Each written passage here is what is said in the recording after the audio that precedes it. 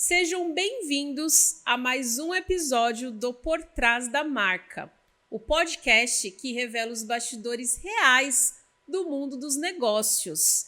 E você sabia que por trás de todo CNPJ de sucesso existe um CPF que nunca desistiu? Pois bem, hoje eu recebo um convidado que representa superação, coragem e reinvenção. Um homem que saiu de uma infância difícil em Guarulhos, estudou a vida inteira em escola pública, começou a trabalhar aos 14 anos e transformou uma trajetória de desafios em um império de diversão, experiência e negócios. Recebo ele, Leandro. Olá. Obrigado. É uma honra, já falei para você que é uma honra ter você aqui com a gente. É uma pessoa que inspira muito, que construiu um império e eu fico muito feliz de contar aqui a sua história para o nosso público. Obrigado, Priscila. Eu que agradeço o convite. Para mim também é uma honra estar aqui. É meu primeiro podcast. Que legal, que legal. Fico muito feliz com o convite, de verdade. Aceitei de coração, de primeira. E estamos aí. Eu falo que, assim, você gravar um podcast é você deixar um legado. Já imaginou a sua filhinha quando tiver 10 anos e ouvir essa história? Concordo. E você vê o tanto que você evoluiu, tudo que você já conquistou? Concordo. Então, é uma marca muito forte, então é muito importante. Às vezes eu sei que o sucesso, ele independe da gente aparecer nas redes sociais, falar sobre os nossos negócios, mas a gente inspira outras pessoas e isso vira um propósito. Então é muito importante a sua participação e eu agradeço. Obrigado, Priscila. E quem que é o Leandro por trás da marca?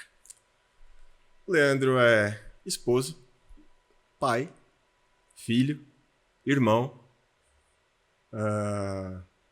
lutador de jiu-jitsu.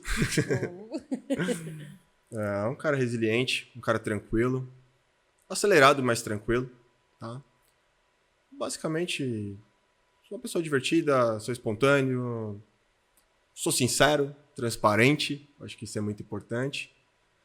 Gosto de cuidar, gosto de servir. É isso, esse é o Leandro. Legal. E, assim, eu conheço já um pouco da sua história, sei que hoje você tem algo sólido, mas sei que você também passou por grandes dificuldades. Sim. Vi também que o seu grande negócio aí surgiu de um churrasco entre amigos. Exatamente. Queria que você contasse como foi a sua infância. Você teve pais separados, muito novo, começou a trabalhar cedo. Como foi essa trajetória até chegar nesse Leandro de hoje? Bom, vamos começar... Vou pegar o período de separação. Meus pais se separaram quando eu tinha aproximadamente 5 anos. Então, talvez disso para trás eu não lembro de muita coisa. A minha mãe sempre lutou muito, né? Sempre trabalhou bastante, foi para a luta. Me lembro muito bem disso, dela saindo para trabalhar todo dia cedo e voltando muito tarde. Então, foi uma infância difícil, foi dura. Ela fazia o máximo que podia para a gente poder ter o mínimo possível, né? Sem muito luxo, sem muita coisa cômoda, mas o suficiente pra gente... É o que eu falo, né? O suficiente pra sermos pessoas íntegras. Na minha casa pode ter faltado muita coisa, mas nunca faltou amor, nunca faltou cuidado, carinho e atenção. Então, acho que isso faz parte da construção do meu eu. Então, mas a gente faz escolhas na nossa vida. Em algum momento eu escolhi que aquilo não era mais o que eu gostaria de viver. E não por ingratidão, mas sim porque eu precisava de mais, minha mãe precisava de mais, nós poderíamos ter mais. E eu comecei a trabalhar. O meu tio, irmão da minha mãe, montou uma ferramentaria na garagem de casa. A gente dividia, a nossa casa era dividida um terreno. Ele já trabalhava com isso há um tempo, ele saiu da empresa que ele trabalhava e montou uma ferramentaria onde lá a gente manufaturava, literalmente, máquinas que fechavam tampas de garrafa de alumínio. Garrafa de remédio, cachaça, essas coisas. Então a gente montava essas máquinas, eu ajudava meu tio a montar as máquinas e toda vez que ele vendia uma máquina, ele me dava um dinheirinho. e era o meu dinheirinho de repente, ajudar um pouco em casa, comprar minha roupinha, meu tênis. Tudo é muito difícil quando a gente não tem dinheiro. Então, eu queria ter as coisas. Nós jovens queremos ter as coisas. Então, poxa, a única forma é buscando, né? E através do trabalho. Meu tio me deu essa oportunidade, sou muito grato. Muita coisa que eu sei fazer hoje, muita coisa que eu faço hoje, muito das minhas iniciativas, do meu senso de aprendizado é devido àqueles dias, muitos dias naquela garagem. Por exemplo, eu nunca fiz um curso de usinagem, eu sei manusear um torno mecânico. Eu sei manusear uma fresa mecânica, então, eu sei manufaturar uma peça de metal. Então, talvez hoje eu tenha que estudar um pouco mais, né, para lembrar, as coisas mudaram, a tecnologia, mas naquela época, com 14, 15 anos, eu já sabia fazer. Então, sempre trabalhei, sempre gostei de trabalhar e sempre precisei trabalhar. Então, acho que isso me ajudou a formar um pouco de quem eu sou hoje, né? Do profissional que eu sou hoje, da pessoa que eu sou hoje, do homem que eu sou hoje. Então, acho que esse é o princípio de tudo, aquela garagem. Hoje meu tio prosperou. Hoje ele tem uma indústria de tampa, ele tem uma estamparia. Então, hoje ele não é mais o cara das maquininhas, hoje ele é o cara das tampas. Então, muito bacana isso, eu sou muito orgulhoso da história dele. Se nossos caminhos também em algum momento não tivessem, eu brinco com ele, eu falo, tio, se nossos caminhos em algum momento não tivessem separado, uma coisa que a gente pode até falar isso depois, provavelmente hoje eu seria seu sócio. É verdade. Provavelmente. Sim, ele dá risada e fala pra mim, fala assim, eu não tenho dúvida. E é muito bacana isso, a gente compartilha muito sobre trabalho, sobre a vivência, experiência. E nunca deixando de ser grato a tudo aquilo que eu aprendi, tudo aquilo que me ensinou e esses momentos que a gente viveu. Entendi. E você entende que o amor da sua mãe moldou quem você é hoje? Como certeza. Pai, como marido, nos negócios? Com certeza. Porque Priscila, eu me considero um bom pai. Eu faço o que eu posso para estar próximo da minha filha. Eu olho por ela. Eu oro por ela. Eu penso nela, não só nela, como na minha esposa, na minha família, na nossa família. E, com certeza, é muito reflexo do amor que eu recebi. Não só da minha mãe. A minha mãe trabalhou muito. Nós tínhamos a minha avó, que ajudava muito a gente.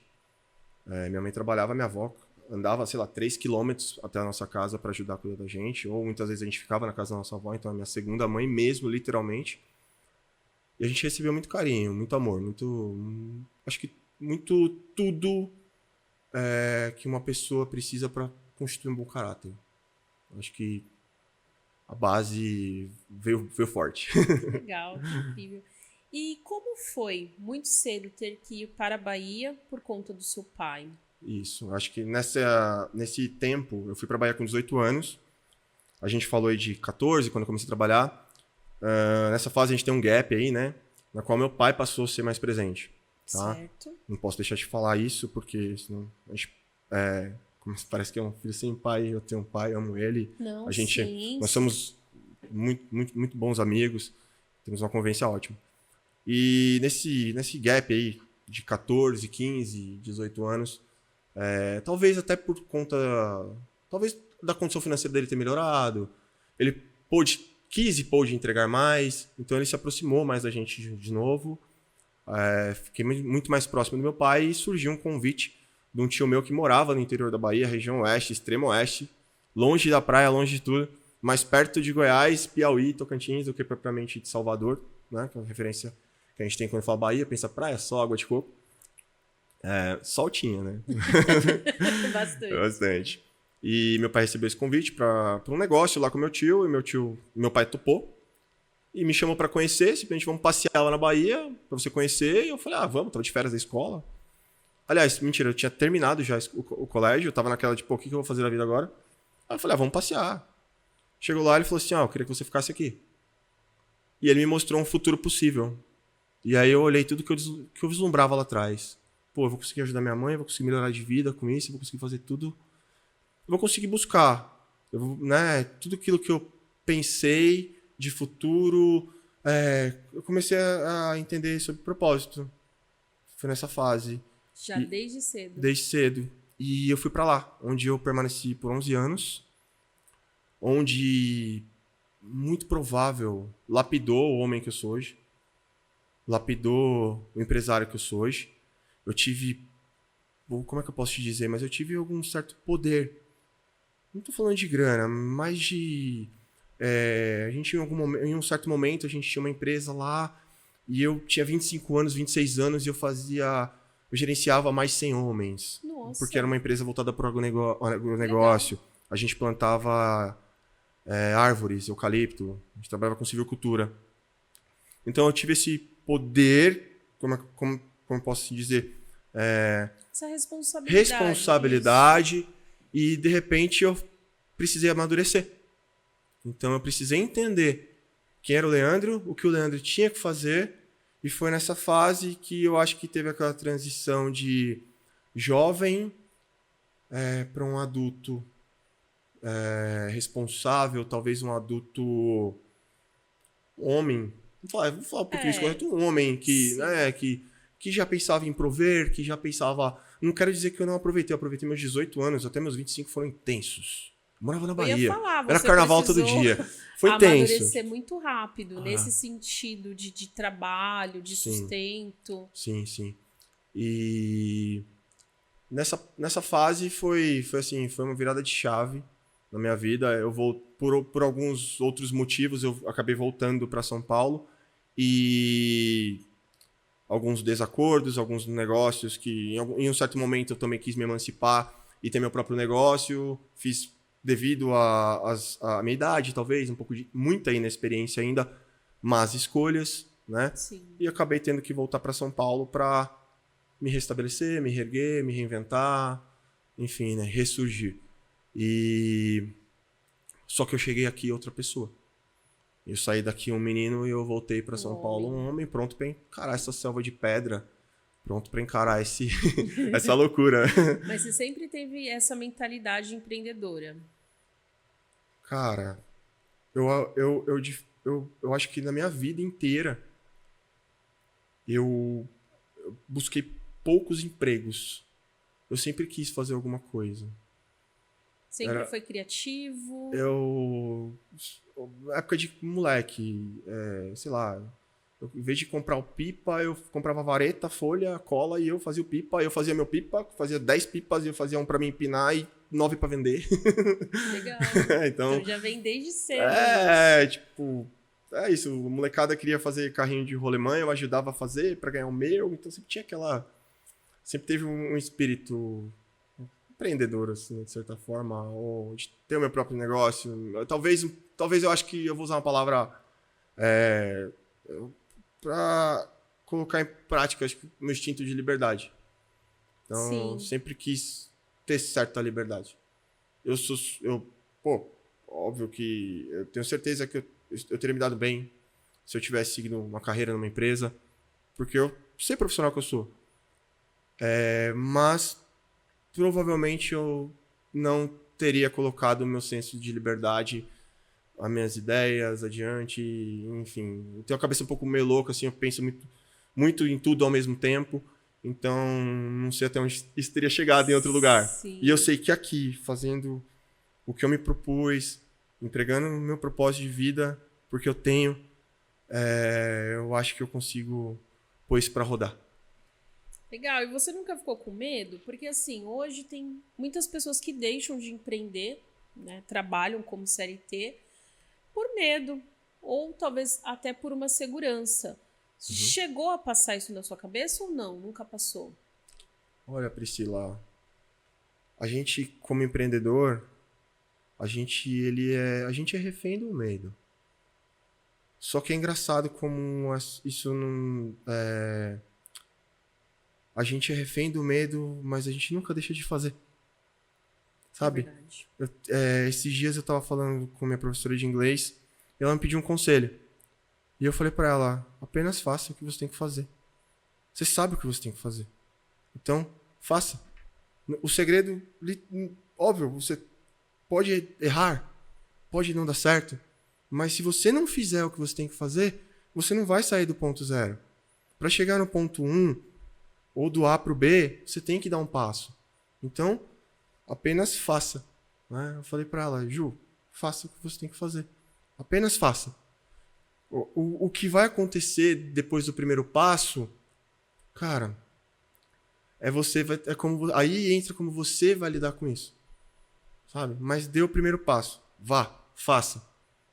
Tente. Erre. Depois, em um momento, você vai acertar. Em um momento, você vai dar o segundo, o terceiro e o quarto. Mesmo aquela história, né? Se tá com medo, vai com medo mesmo. Sim, É isso. Realmente, para empreender não tem jeito. A gente tem que ter a ousadia e saber dos riscos, né? Porque são famílias que escolha. dependem da gente, Isso. do trabalho. Então, é um grande risco. É um risco. E é uma escolha. Sim, sim. Então, faça a sua escolha, sabe? Determina isso, é isso. Vai. Vai, de cabeça. Não olha pra trás. Você vai saber lidar. Legal. E se em algum momento você se perder e falar assim, olha, eu não tô sabendo lidar, para, pensa, respira. Lembra lá de trás do primeiro passo. Como você chegou lá. Como você deu. Como você começou. E vai de novo. E quando você voltou, aí você abriu uma empresa com o seu cunhado? Isso. Quando eu voltei... Do zero? Do zero, não. Você gosta de se aventurar. Do menos muitos. Não tinha problema mais nenhum? Como eu falei, eu fiz algumas más escolhas de investimentos mesmo, maus negócios. Olhei para um mundo que ainda não me pertencia e não deu certo. E eu falei, pô, eu vou voltar pro aconchego do meu lar, que aqui eu tenho pelo menos a estabilidade emocional, sim, né, e o conforto mínimo possível que eu preciso para família mesmo. Eu tô falando, eu morava lá sozinho. Não tinha ninguém na minha família lá. Então, família, literalmente, tá? Eu vou sempre falar em família. Sou muito família. E eu falei, eu vou ter o mínimo do conforto emocional para eu recomeçar. E foi muito difícil recomeçar. Não é fácil recomeçar. Isso você já tinha quantos anos? 29. 29. E eu cheguei e, poxa, o que eu faço, né? O que eu vou fazer? Eu não sabia. Não tinha dinheiro? Eu não tinha dinheiro para pegar ônibus. Eu não tinha dinheiro para pegar ônibus. Eu juntava moeda. Minha mãe estava afastada, porque minha mãe tem alguns problemas de saúde, é paciente oncológica. Ela estava afastada do trabalho, do INSS. Ela já tava com... Já. Minha mãe tem uma síndrome, a gente descobriu isso depois, mas ela tem uma síndrome que chama síndrome de Linfraumeni. Então ela tem uma maior propensão a desenvolver tumores malignos. Então, ela é um paciente reincidente de tumores. E, enfim, alguns mais sérios, outros não. E a gente estava passando por uma fase dessa de... Minha mãe estava afastada e a gente juntando moeda para eu poder pegar ônibus. E meu cunhado, que hoje é meu sócio no Impulso também. Ah, ele é seu sócio? Nós somos sócios, casado com a minha irmã, com a Bruna. Ele estava estudando bastante sobre iluminação de ambientes. Que na época foi uma época que a tecnologia do LED começou a chegar no Brasil. E ele sempre foi muito curioso. E ele falou, pô, Lê, vamos vender. LED é o negócio do momento agora. E eu, tá, como? Porque eu nunca vendi, tá? Você nunca tinha vendido? Eu nunca tinha vendido. Eu sempre fui bom com pessoas, eu sempre fui bom com estratégia, de certa forma com gerenciamento, liderança, me sinto muito confortável com isso, tá? Mas eu nunca vendi, assim, pô, vamos estruturar um negócio de vender, né? Vamos vender um produto. Tá, mas como que eu vou vender lâmpada? Né? Tipo, a única piada que eu vi é, pô, você é alto, você sabe trocar lâmpada, né? Assim, como eu vou vender lâmpada? E, cara, a gente comprava caixa de lâmpada, literalmente, e saía oferecendo de porta em porta. Você não quer comprar LED? LED economiza energia, a gente não tinha o discurso pronto. E aí eu vi que eu precisava melhorar meu discurso. Falei, eu preciso melhorar. Aí dei uma estudadinha, comecei a ver cursinho grátis no YouTube. Curso de elétrica é muito engraçado, porque o pessoal pedia o pessoal falava assim, olha, eu compro a lâmpada, mas eu não troco, vocês trocam?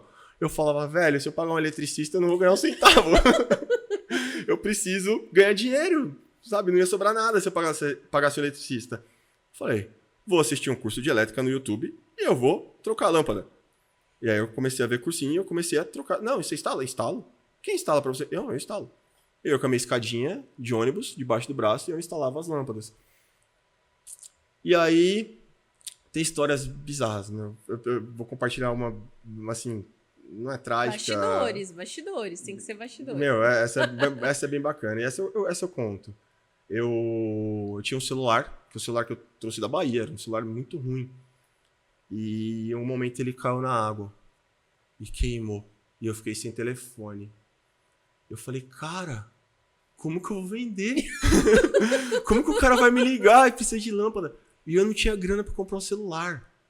E eu falava assim, meu, como eu vou comprar? Minha mãe na Pindaíba. Eu não podia pedir mais nada pro meu cunhado. Ele já praticamente me sustentava. Sabe? Ele que comprava a mercadoria pra gente vender. Ele que montou a empresa. Ele que mandou fazer meus cartões. Então eu falava assim, velho, eu não vou pedir o celular pro Henrique. Aí, eu vou dar um jeito. Tinha uma televisão no quarto, que era o quarto da minha irmã. Eu falei assim, eu vou anunciar essa televisão e vou trocar no celular. Entrei num aplicativo desses da vida, de venda e troca.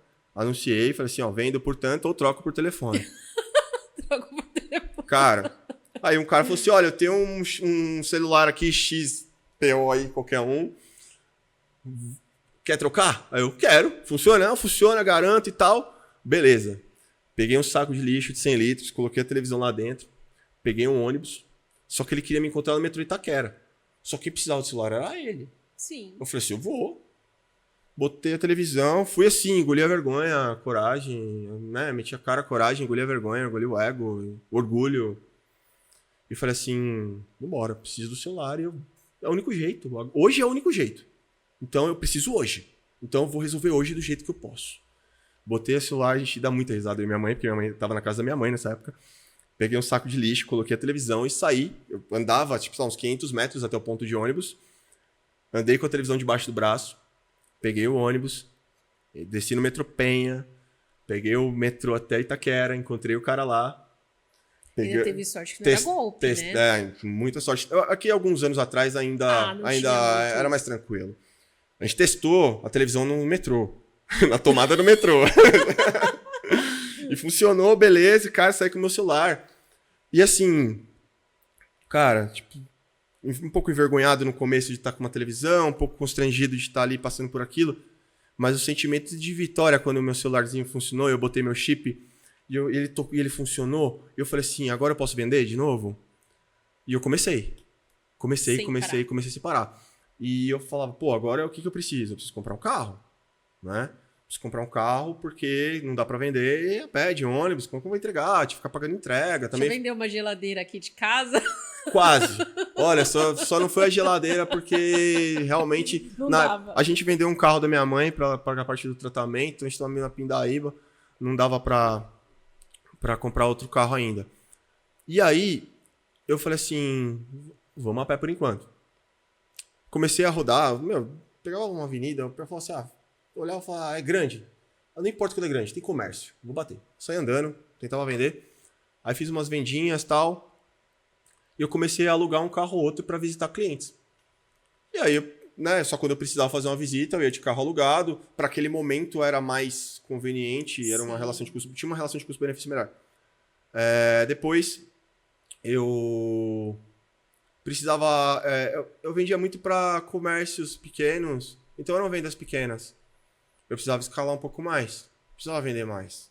Eu falava, como que eu vou atingir? Aí eu mudei de bairro. Eu saí da região que eu andava e peguei um ônibus e ia pra outra região. E aí um dia eu tava rodando, aquele calor. E eu queria andar bem vestido, então eu tava de camisa, suando. Aí eu parei pra respirar. Porra, começa a entrar Deus na história. Parei pra respirar, eu falei, meu Deus, e agora? Dá uma luz. Eu baixei a cabeça, eu tava de frente pra uma concessionária da BMW. Eu falei assim, eu vou vender pra eles. Eu falei assim, mas como que eu vou entrar suado na BMW, a pé? Eu falei assim, vou dar um jeito. Aí peguei meu celular, Google, concessionária BMW de tal localidade, comecei a ligar. Oi, aqui é o Leandro, da LED for LED. Eu tive na concessionária de vocês com um amigo, eu vi que a loja estava meio apagada. Queria, né, de repente, otimizar a iluminação de vocês, destacar um pouco mais os carros que estão à venda e tal. Eu falei assim, isso não é com a gente, aqui a gente é só unidade de venda, a gente tem unidade matriz. Liga na matriz e fala com tal pessoa. Eu falei, tá bom. Aí eu passei semanas ligando na matriz, tentando falar com tal pessoa. E não conseguia. E aí um dia eu consegui. Aí o nome dessa pessoa era Sandro, hoje ele não trabalha mais lá. Eu falei assim, oi Sandro, aqui é o Leandro, mesma história. Estive lá e tal. Aí ele, cara, a gente tá trocando a iluminação da unidade X. Você não quer fazer um orçamento pra mim? Eu falei, óbvio, lógico. Fui na Localiza, aluguei um carro. Falei, pô, ele quando? Quando você pode vir? Eu falei, agora. Aí fui na Localiza, aluguei um carro, tal, cartão de crédito que minha mãe tirou pra mim emprestado, não sei o quê. Peguei o carro, desci lá, orcei. Aí fiz um orçamento e não andava. E aí um dia ele me ligou e falou assim... mentira, numa dessas ligações... E aí, Sandro, como tá o orçamento e tal? É com compras? Ele, ô Leandro, você não quer me dar uma força? Eu falei, claro, como? Aí ele, a gente vai fazer o lançamento de um carro, que é a BMW X3 na loja Y. Você não quer dar um grau lá na loja, lá, só pra gente destacar um pouco o carro? Vai ter um coquetel de lançamento, vai chamar uns clientes potencial. Eu falei, lógico. Quando? Ele falou assim, vai ser tal dia. Aí eu fui e falei assim, eu vou dar meu melhor. Só tem essa chance. Estudei aquela semana inteira, um pouco de luminotécnica. Eu falei assim, eu vou iluminar esse carro. Cheguei lá, era um carro azul marinho. Eu falei, puta que pariu. Como que eu vou iluminar um carro azul marinho? Né? Se fosse branco, prata, mas era a cor do momento, era a cor do salão do automóvel daquela época e tal. E aí eu falei, dei meu melhor. Coloquei projeção no carro, enfim, iluminei o carro de baixo pra cima, de cima pra baixo, lateral. Aí depois, no outro dia, ele me ligou, Leandro, o evento foi um sucesso e tal. Quanto foi? Eu falei, imagina, foi nada. Pô, eu falei assim, Sandro, primeira vez que eu faço isso, cara. Fico feliz, né? Isso pra mim foi um aprendizado. E não, bacana, legal. Passaram-se uns 15 dias. Um dia eu tô com meu telefone. Ô, Leandro, aqui é fulana da BMW.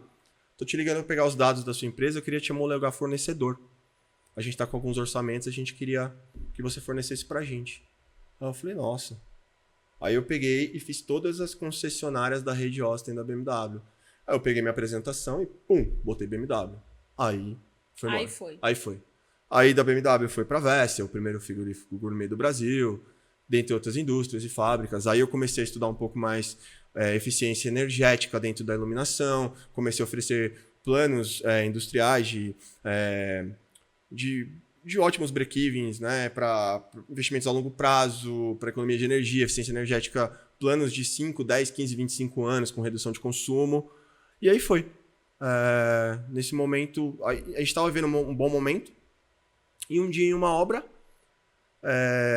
foi aí que apareceu o churrasco, que surgiu o impulso. Gente, ó, agora ele vai entrar aí no coração dos negócios, viu? Onde começou.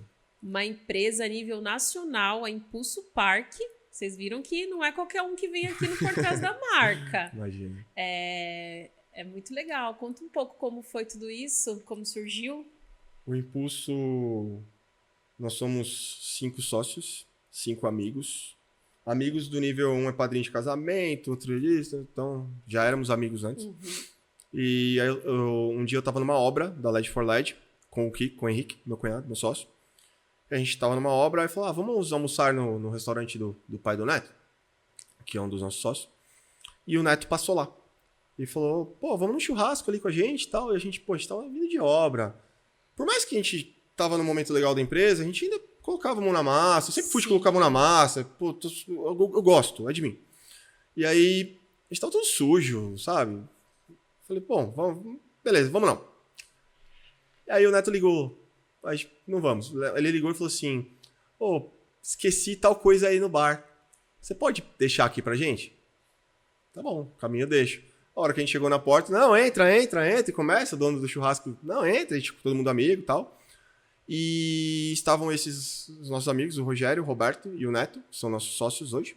E a gente se juntou numa rodinha e eles estavam falando de um novo negócio que talvez queriam começar e tal. E a gente começou a se interessar. Falou, poxa, legal. Mas a gente não tem grana para isso, é um investimento alto. Não, vamos... começamos a pensar como fazer, como acontecer.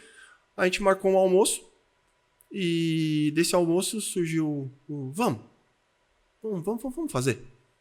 E aconteceu. E só aconteceu. Apenas começamos e fizemos o que tinha que ser feito. Vocês precisaram investir quanto? Na época, em 2017, a primeira loja custou cerca de... Para começar, né? Cerca de R$ 1 milhão. Mas aí dividido também em 5. Não, a gente não tinha essa grana, a gente Não? buscou de algum jeito, a gente deu um jeito. A gente deu um jeito. A gente não tinha essa grana ainda. Se você parar pra pensar R$ 1 milhão para quem tá começando, lá atrás, naquela época, 8 anos atrás, era muito dinheiro. existe um mundo pós-pandemia e antes da pandemia, então o dinheiro, né, era bem diferente naquela época. Enfim, a gente buscou investimento, algumas forças, unimos algumas forças, recorri até o meu pai e um sócio dele, eles toparam entrar com a gente nesse projeto e foi aí que começou o Impulso Park. Nossa primeira loja e baita trabalho, achamos um galpão na Barra Funda, do lado do Memorial, que é a nossa matriz, isso, do lado do Memorial da América Latina, um ponto muito bom de localidade, mas muita coisa a transformar. Lá era o depósito de papel da primeira gráfica do Brasil, então imagina como estava o galpão. Então a gente conseguiu unir um pouco do que cada um queria, do que cada um pensava. Eu e o Henrique, a gente tinha muita experiência com iluminação, então tudo que, quando você vê um impulso, essa parte lúdica, colorida, vem do nosso feeling. Os meninos também colaboraram demais, colaboraram e colaboram, somos todos sócios, fundadores e hoje diretores que operam a empresa. Então, na época, a gente juntou um pouco do que cada um sabia e fazia de melhor e nasceu o Impulso. Que legal, que incrível, né? E assim, o mais interessante é que hoje, para quem olha para você, viagens internacionais, fala, uau, ele deu sorte. Esse rapaz deu sorte, a vida foi fácil para ele. Não tão fácil. E olha só, o tanto de coisa que você precisou lidar para chegar onde você está. Qual foi a frustração? Você recebia muito não na rua? Foi humilhante? Olha, Priscila, não a gente recebe o tempo inteiro. E em um certo momento da sua vida, né? O que determina é como você vai lidar com o não. Você vai parar e pensar assim, como você vai olhar para o não? Você vai colocar ele como ponto final ou ponto de partida? Eu sempre coloquei ele como ponto de partida. Tipo, não, eu já tenho. Então, vou tentar converter. Porque se você coloca ele como ponto final, acabou, né? Mas nem sempre ele é o ponto final. Ele pode ser o ponto de partida quando você ainda não entendeu a necessidade do outro lado. Então, o não, ele pode ser uma visão para você entender. Pode ser um gap para você entender o que a pessoa precisa. Ele pode ser o gap para você pensar fora da caixa, para você pensar diferente, para você se perguntar. E às vezes, né, tem aquela história, a gente aprende, por que não? Por que não e pronto. E não é por que não. A gente tem que se perguntar, por que não? Por que não? E por que não? E aí que a gente começa a entender o outro lado. Aí começa a entender e por que sim. Né? O não, eu vejo ele, eu enxergo ele como um principal ponto de partida. Porque eu preciso entender, hoje no Impulso, eu não tenho meu cliente. Eu não tenho. Eu vou pegar um pai que trabalhou a semana inteira, tá cansado, estressado, no final de semana ele quer ficar em casa. Ele quer descansar, ele não quer pegar trânsito de São Paulo e atravessar a cidade para ir levar o filho para brincar num parque de diversões, uma hora cansar, pula-pula, etc e tal. Eu já tenho um não. Eu preciso converter. Então, o que eu tenho que fazer? Como eu tenho que mostrar para aquele pai que aquilo é bom? Que aquilo vai ser bom para ele? É assim que eu vejo o não. E olha, 5 sócios. Uhum. Como que vocês administram isso? Porque assim, você poderia ter sido ambicioso, ter falado, não, eu consigo sozinho, dou conta. Sim. Faço uma coisinha menor, daqui a pouco eu cresço e vou ter todo o dinheiro sozinho. Sim. Como foi isso? Você entende que com pessoas vocês chegam mais longe, é isso? Acho que pessoas é como um todo, né? Eu tenho alguns princípios. Eu tenho como é que eu posso dizer? Uma teoria dos meus P's, né? Eu constituo uma pirâmide. Toda vez que eu quero começar alguma coisa, propósito, proposta, né? O produto, processos. Então são vários. Pessoas. E aí chegam as pessoas. Essa pirâmide, esses meus P's, né? Produtos, projeto, propósito, processo e pessoas, ele é bem aleatório. Então, eu até falo brincando que são meus P's aleatórios, porque, toda vez que você vai começar uma coisa, você sempre vai se esbarrar em um. Então, ele pode começar em pessoas, ele pode começar em processo, ele pode começar até em propósito, que geralmente começa no propósito. Ele pode começar na proposta, ele pode começar no público. Para quem? Olha, eu enxerguei um público potencial. E ele só que sempre vai parar aqui, ó. Pessoas. Então, assim, da mesma forma que eu entendo que eu poderia ter seguido sozinho, eu entendo que eles também. A gente começou junto. E eu entendo que nós 5, vimos um no outro o que um precisava para nos completarmos para o impulso seu que é hoje. E eu vejo muito isso na construção do impulso. Vou dar um exemplo prático. Eu e o Henrique, a gente trabalhava com iluminação, então a gente trabalhava essa parte lúdica, né? O nosso parque foi o primeiro parque neon glow acho que do Brasil e um dos primeiros do mundo também.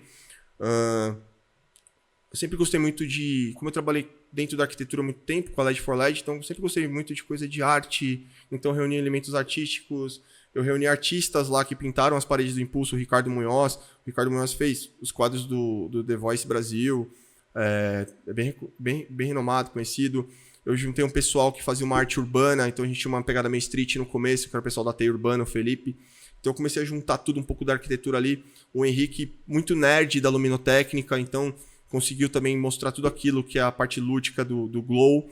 O Rogério, ele tinha uma empresa de TI, então ele que desenhou todo o sistema, o coração ali do Impulso. O Roberto é uma das pessoas mais organizadas que eu conheço na minha vida, metódica, toda a parte contábil, fiscal, financeira, ele que cuida. Então, assim, é o crivo dele que é o último ali em certas situações. Então, o cara é muito bom. E o Neto, ele é fantástico também com pessoas, comunicação. A família dele tinha construtora, então ajudou muito a gente na parte de implantação, construção. E o Neto é um cara de relacionamento, então ele hoje é o nosso RP. Então, você pega 5 caras que dão o melhor e fazem o melhor do melhor. Por que não dar? Como que não dá certo? Eu acho que cada um entendeu o valor do outro ali. Então, honestamente, esse pensamento nunca passou pela minha cabeça. Que legal. Muito bom. Parabéns. Obrigado. Agora vamos falar dos desafios. Legal, projeto incrível. Lindo. Pessoas aí extraordinárias. E passar pela pandemia com um parque aí de trampolim. Como foi isso? Foi o momento mais difícil. Eu acho que da caminhada, óbvio, da humanidade, tá? Vamos olhar para a pandemia com uma situação mundial, enfim. Várias perdas, né, de familiares, pessoas, entes queridos. Isso é irreparável, tá? Eu quase perdi meu pai ficou 2 meses no tubo. Perdi amigos de infância. Mas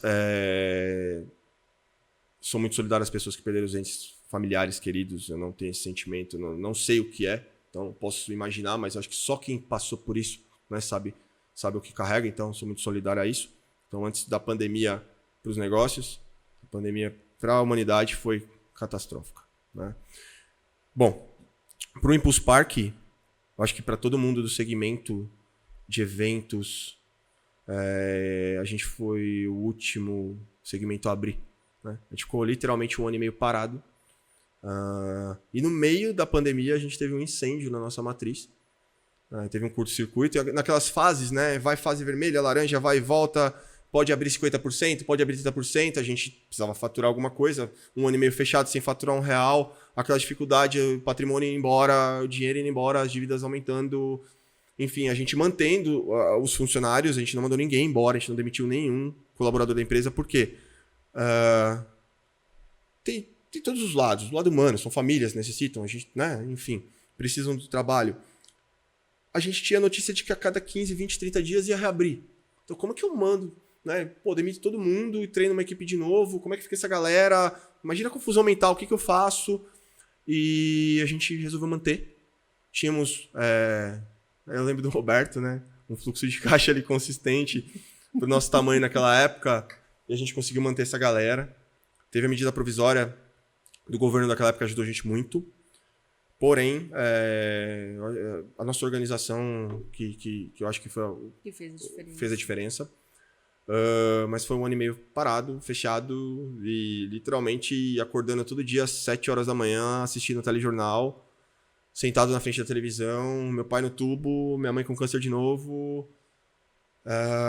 E eu falo pra todo mundo que uma das coisas que eu me apeguei muito, que me ajudou muito, e eu falo isso pros meus amigos, quem me conhece, foi o jiu-jitsu. Eu treinei em um período antes da pandemia. Na pandemia, errado ou não, eu tentei treinar com outro amigo. Mas isso me colocava no eixo. Porque o jiu-jitsu, ele saindo aqui um pouco do negócio pro esporte. Faz parte, alta performance. Eu consigo pegar cada ponto, muitos pontos do jiu-jitsu e colocar dentro da minha vida. Do trabalho, dos negócios, muita coisa. O jiu-jitsu é sobre resiliência, cara. Você pega um cara, igual eu treino há 6 anos. Sou bem preparado fisicamente, treino bastante. E às vezes chega um cara com metade do meu tamanho e me espanca. E se você não for resiliente, se você não for resiliente, você vai falar assim, porra, filho da mãe, vou bater nele. Agora, se você for resiliente, sabe o que você vai fazer? Você fala assim, que cara bom, vou aprender com ele. Então o jiu-jitsu te ensina isso, a ser resiliente.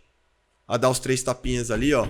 E aquele 3 tapinhas não ser apenas um sinal de submissão, mas um start para um aprendizado novo. E eu levei ele pra minha vida nessa fase. E eu falava assim, o que eu tenho que fazer? Agora eu tenho que respirar, então agora eu vou respirar. Quando a loja nossa teve um incêndio, a gente tava reabrindo, recomeçando, pegou fogo, perdemos 100% da loja. Meus sócios lá, a gente tava os 5 na loja, tudo preto, pegando fogo. Conversando com o pessoal da Defesa Civil, bombeiro. Eu olhei pro Roberto, meu sócio, e falei assim, a gente tem que ir na delegacia fazer um BO. Enquanto você faz o BO, eu vou ligar pro nosso fornecedor pra gente orçar um próximo parque, que a gente precisa reconstruir, não é? Aí ele Eu falei, temos seguro, não temos? Vamos pro BO? O boletim de ocorrência, a gente vai dar entrada no seguro e a gente precisa reconstruir o parque. Então eu só dei o primeiro passo. É isso. Não foi fácil? Jamais. Não foi nada fácil, foi muito difícil.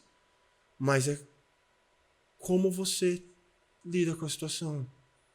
Tem coisas que elas simplesmente vão acontecer. E você tem que passar por elas. Amanhã vai te fazer melhor. Vai te fazer mais forte. E você tem que olhar pra Deus, cara. Ele sabe de tudo. Ele tem um plano. Ele sabe de tudo. Então, você pensa que, isso aconteceu. Tinha que ser assim. Isso vai me fazer melhor. Coloca Deus no comando. Eu não sou um cara religioso a ponto de frequentar a igreja sempre, mas eu tenho fé. Eu sou um cara que acredita em Deus. Acredito, né? Cara, nesse cara aí que rege o nosso universo, que rege a nossa vida. Então, olha pra Deus, pega esse embalo e fala, não pede pra ele, fala assim, faz. Fala pra ele assim, vamos comigo? Eu acho que é isso. Incrível. Que história, hein? Vamos falar sobre expansão? Vamos. Hoje são 6 lojas próprias, 2 franquias, 2 em construção e uma 7ª chegando em Brasília? É isso. Hoje somos 6 lojas. São Paulo, Rio de Janeiro, Curitiba, Belo Horizonte, São José dos Campos. A gente acabou de abrir uma loja no Shopping Moca. Temos 2 franqueados no Rio de Janeiro e outro no Mato Grosso, mais 2 franqueados em construção no Nordeste. E a gente vai começar a obra agora em Brasília. Brasília está recebendo um novo shopping, o Partage, um dos maiores malls da América Latina. A gente está lá também. Então acredito que em abril a gente está inaugurando a loja de Brasília. Que incrível. É isso. E um ponto muito legal que a gente conversou antigamente, que eu até falei para você, acho legal dar essa dica pro pessoal, é que assim, antes de montar cada loja, existe um estudo do local. Total. Porque às vezes as pessoas elas querem investir ficam enlouquecidas porque todo mundo quer tudo para ontem e vai, escolhe qualquer lugar, monta lá o império e não dá certo. Como que foi isso? Todos esses pontos que vocês têm, teve esses estudos? Olha, Priscila, isso é primordial.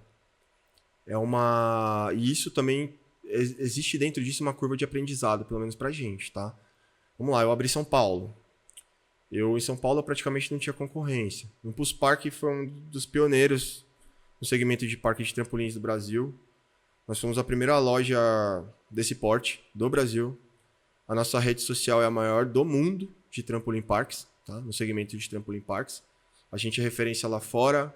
Eu tive numa feira, uma das maiores feiras, se não a maior, de parques de diversões e parques temáticos do mundo, essa semana na Flórida, e eu vi meu produto lá. Legal. Foi muito bacana. E um fornecedor, no stand de um fornecedor, e vendendo o produto com referência na gente. Então, eu achei isso fantástico. Muito orgulho disso. E assim, toda loja que a gente vai abrir, a gente faz um estudo de geomarketing. Então, a gente analisa ponto a ponto. Então, se temos 3, 4, 5 pontos para potenciais, a gente vai pegar aquele ponto, fazer um estudo de geomarketing naquele ponto, num raio de X quilômetros, renda per capita daquele raio e quantos por cento daquela renda é destinado a entretenimento familiar. Então, é bem preciso, mas são dados. Sim. Né? Na teoria é bem ajustado, mas em São Paulo funcionou perfeitamente. No Rio de Janeiro funcionou perfeitamente, Curitiba funcionou perfeitamente. Em BH veio a curva de aprendizado. A gente abriu a loja em BH, bom inicial, legal, bombando. Abrimos em período de férias escolares, então a gente pegou um período bem bacana. E de repente, e aí, o que aconteceu? Pô, tava tudo certo no papel. E o movimento caindo. E a gente parou para entender que não basta só saber quem é o público, você tem que saber conversar com ele.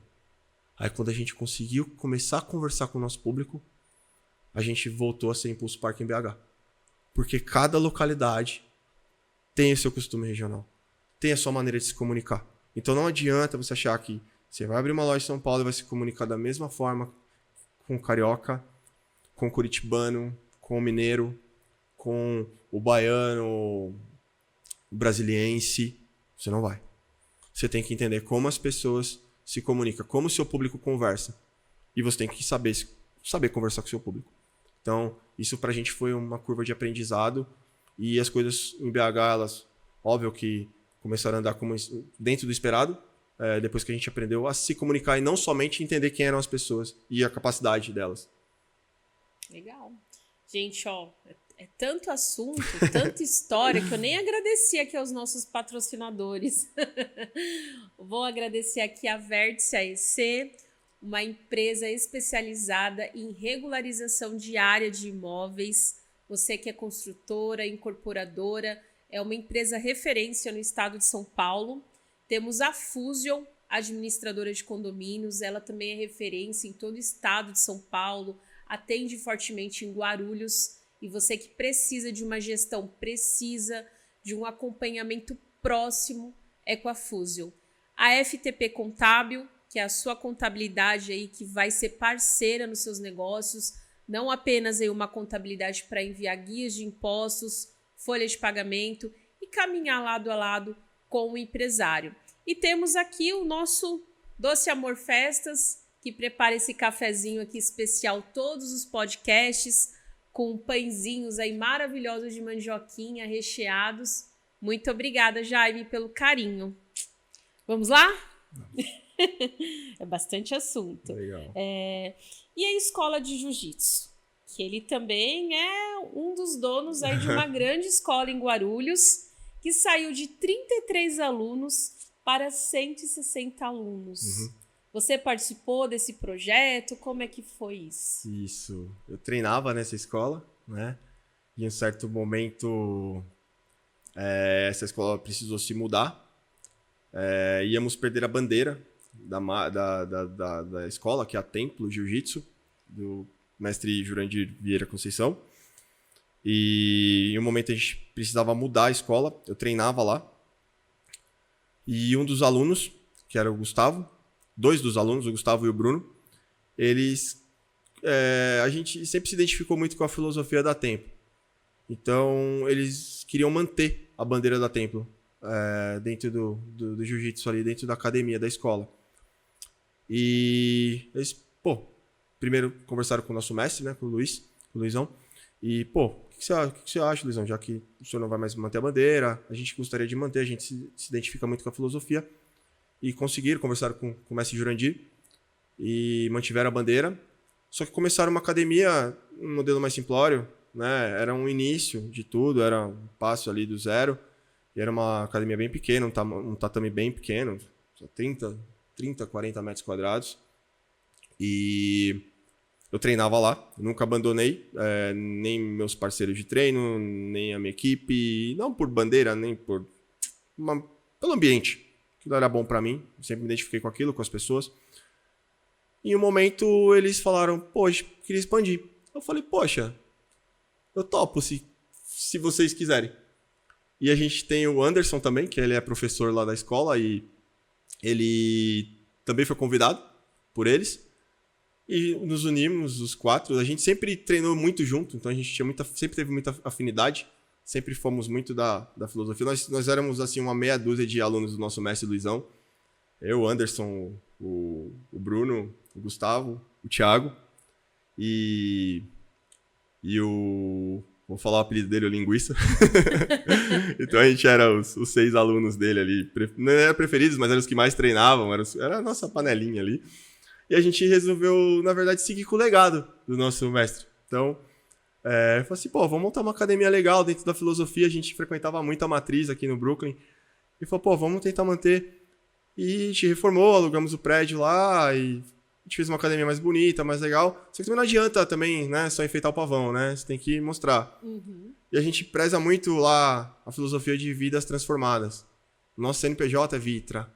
O que quer dizer vidas transformadas? Então, a gente preza muito o lifestyle do jiu-jitsu, tudo aquilo que eu falei sobre resiliência, tudo aquilo que eu falei de você, daquela válvula de escape, de você, você tá ali no seu ponto de combustão e ali você consegue baixar, esquecer, desligar, virar chave, pôr pra fora as suas emoções, né, descarregar aquela energia, adrenalina.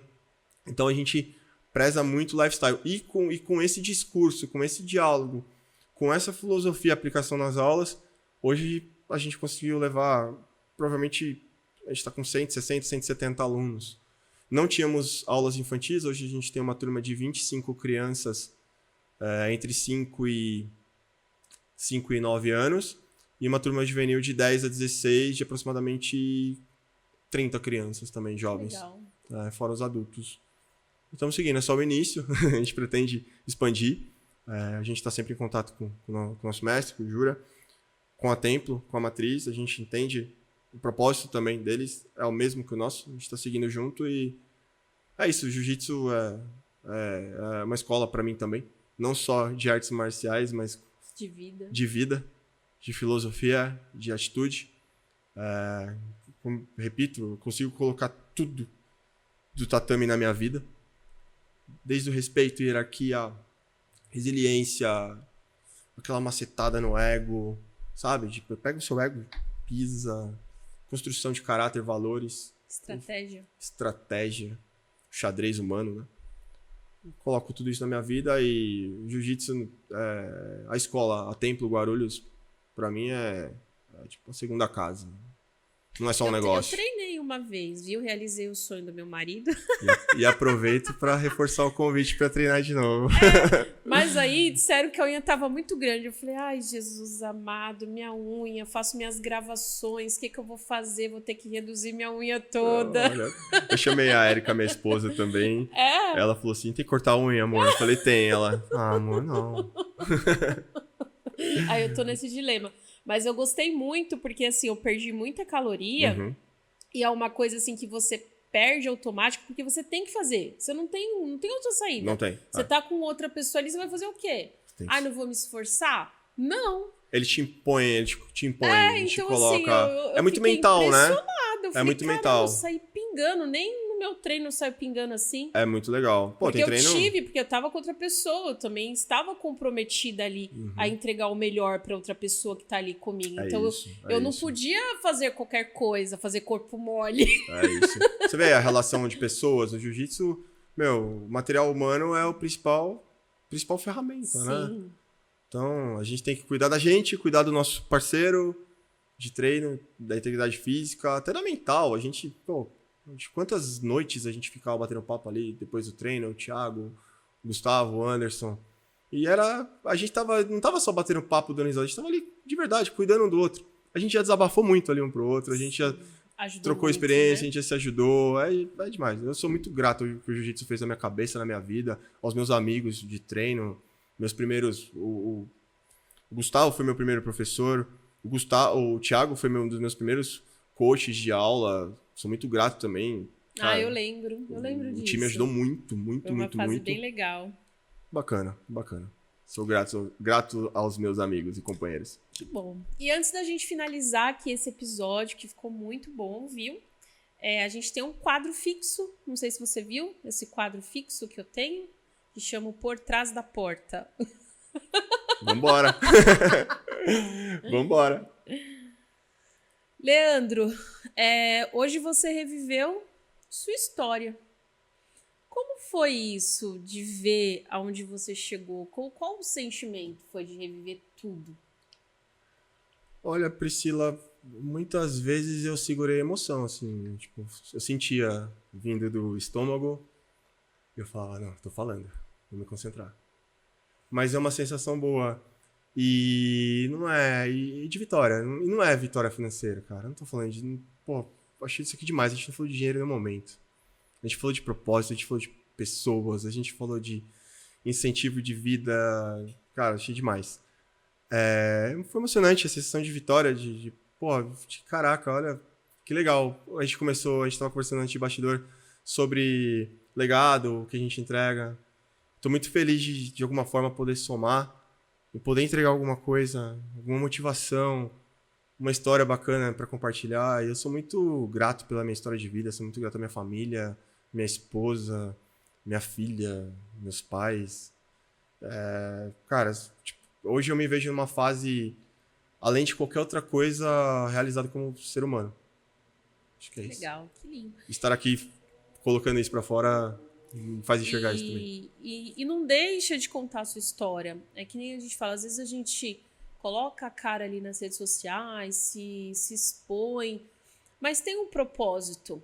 Sim. Imagine quantos meninos hoje de 29 anos estão perdidos, sem saber o que fazer, e escuta a sua história. Concordo. Então, o propósito ele é muito maior. Quando a gente conta a nossa história, a gente alcança muito mais vidas. Sim. Imagina essa história de sucesso chegando para muita gente que não tem dinheiro para pegar um ônibus. Então, não desista disso. Continue contando. Sempre que tiver oportunidade, eu vou contar. E eu sou muito orgulhoso da minha história. Cara, eu sou feliz. Eu tenho, sabe, eu tenho minha plena felicidade. Então, por que não compartilhar? A gratidão, eu percebi que a gratidão ela é a maior energia que o ser humano pode ter. O que acorda, que você tem energia para você seguir com o dia, é você ser grato. Acho que tudo começa, né, com a gratidão. Em que momento você percebeu que Deus estava reconstruindo sua história quando você achou que estava perdendo tudo? Aquele episódio... Assim, eu tive vários insights de Deus na minha vida. Com a minha mãe, né, nas doenças dela. Situações de... a gente ir para aquela salinha de vidro, esperando o médico chegar com a pior notícia, após uma cirurgia de uma troca de prótese na veia cava, que é uma das principais artérias do corpo, com tumor maligno, daqueles, né? E olhar pra cima e falar, e agora, né? Falar assim, me ouvem, sabe? Traz ela. E... Desculpa. Problema. É a vida real, Lê. É isso que você tá mostrando hoje, os bastidores. Sim. E o médico chegar tirar a máscara com um sorriso. E ele não precisava falar nada. Ele falava, porra. Valeu. Aquele episódio da BMW também foi uma luz assim, tipo, e agora? Aí a hora que eu baixei minha cara, tipo, foi tipo assim, baixa a cabeça, olha pra frente. Olhei pra frente. Aí tava ali a saída. Tipo, por mais que às vezes a gente acha que a gente não consegue conversar com Deus, ele conversa com a gente. Não é? Sim. Ele conversa com a gente. É só você estar apto a abrir os ouvidos. Acho que é isso. Que lindo. E o que ninguém vê, mas é exatamente o que te move todos os dias para continuar empreendendo. Cara, tudo começa com gratidão e propósito. Eu acordo todos os dias, eu vejo a minha família em casa. Eu vejo minha esposa, eu vejo minha filha. E eu sou grato por tê-las comigo. Eu sou grato por ter uma família maravilhosa. E eu agradeço a Deus muito por elas. E me motiva. Eu olho e falo, é hoje, mais um dia, por mim, por elas, por nós. Chegamos até aqui, tem que continuar. Acho que é gratidão e propósito. Minha família, nosso futuro, nossa vida é meu propósito. E a minha gratidão pelo que nós somos hoje, ela é eterna. Né? Eu sinto todos os dias. Então, o que me motiva é a minha gratidão e o meu propósito de vida. Porque minha família sempre sonhou em ser pai. Então, o dia que a Martina nasceu, eu realizei o sonho da minha vida. Então eu também sou grato à minha esposa por, né, ter gerado o sonho da minha vida. Então, é isso, cara. Eu sempre sonhei em ser uma pessoa. Eu sempre sonhei em ser um empresário. Eu sempre sonhei em ser um esposo. Eu sempre sonhei em ser pai. E você vive tudo isso. Hoje eu vivo tudo isso. Então, sempre sonhei em poder ser um bom filho para minha mãe, poder ajudá-la, poder confortá-la da vida difícil que ela teve. Então, cara, eu falo isso. Eu nunca disse isso pra Erika, mas eu falo, pô, amor, tudo que eu sempre sonhei, eu conquistei do seu lado, cara. E quando eu assistir isso, ela vai ouvir pela primeira vez. Que lindo. É isso. Então não perca, viu? Tá lindo demais de ver a história aí do seu marido, Erika, né? Erika. Gente, muito obrigada. Leandro, obrigada mais uma vez pela sua participação. Tenho certeza que essa história vai alcançar muitas vidas. E você que gostou desse episódio, curte, compartilha, deixe o seu like, ative o sininho e não perca o nosso próximo episódio.